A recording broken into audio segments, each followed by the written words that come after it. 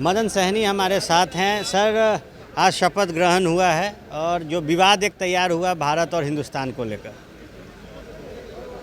कोई विवाद नहीं था। 5 भाषा में लोगों को शपथ ग्रहण करने का ऑप्शन दिया गया था, जिसमें हिंदी, अंग्रेजी, उर्दू, मैथिली और संस्कृत। बहुत सारे लोगों ने अपने अपने पसंद के भाषा से शपथ ग्रहण किया। जब उनका नंबर आया तो उन्होंने इस बात की ओर अध्यक्ष महोदय का ध्यान आकृष्ट किया कि सभी भाषा में भारत लिखा हुआ है और उर्दू के में हिंदुस्तान लिखा हुआ है, तो उन्होंने हिंदुस्तान के जगह पर भारत शब्द का इस्तेमाल किया है।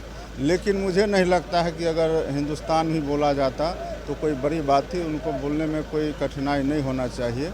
लेकिन शपथ ग्रहण के समय हम लोगों ने देखा है कई बार कि लोग थोड़ा भिन्न दिखना चाहते हैं, कोई वेशभूषा के तौर पर या कोई अपने जो स्थानीय परिधान है उसको प्रदर्शित करते हैं, स्थानीय भाषा को प्रदर्शित करते हैं और कुछ अलग दिखने की कोशिश करते हैं। तो हो सकता है उनके भी मन में यही रहा हो कि हम कुछ अलग ध्यान आकृष्ट करके अपने आप को पहचान में या लाइट में लाने की कोशिश किया गया। लेकिन मुझे लगता है कि कोई बड़ी उन्होंने बात को नहीं उठाया है, न ही कोई उनका आपत्ति था।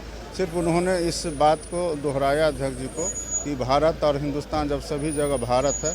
लेकिन अगर हिंदुस्तान भी लिखा हुआ था तो मुझे नहीं लगता है कि भारत में या हिंदुस्तान में रहने वाले कोई भी धर्म के लोग हो उनको हिंदुस्तान कहने में कोई आपत्ति होना चाहिए। जब 16वां विधानसभा था उस वक्त आप मंत्री थे, क्या जो विस्तार होगा मंत्रिमंडल का फिर हिस्सेदारी मिलेगी? ये माननीय मुख्यमंत्री जी के ऊपर निर्भर करता है। हम लोग विधानसभा का सदस्य चुन के आए हैं और निश्चित रूप से हम लोग बहुत संतुष्ट हैं। अपने क्षेत्र के सभी मतदाता मालिक को और सभी समर्थकों को, एनडीए परिवार को हम लोग साधुवाद देते हैं और माननीय मुख्यमंत्री जी जो दायित्व देंगे हम सदस्य के तौर पर बहुत संतुष्ट हैं। आगे जो उनका निर्णय होगा हम लोग उसको मानेंगे। जी सर, जाति से आप आते हैं, उसी जाति के एक नेता मुकेश सहनी आपके गठबंधन में। इसमें जाति पाति का कोई नहीं है। पार्टी के अंदर सभी को मौका मिलता है और हम लोग जिस काम को पहले भी मिला है बहुत अच्छे ढंग से किया, आगे भी मिलेगा तो काम करेंगे। तो ये थे पूर्व में बिहार सरकार में मंत्री रहे मदन सहनी, और अब जब मंत्रिमंडल विस्तार होगा तो आगे की क्या रणनीति होगी इस पर भी चर्चा होगी। बहरहाल आज AIMIM के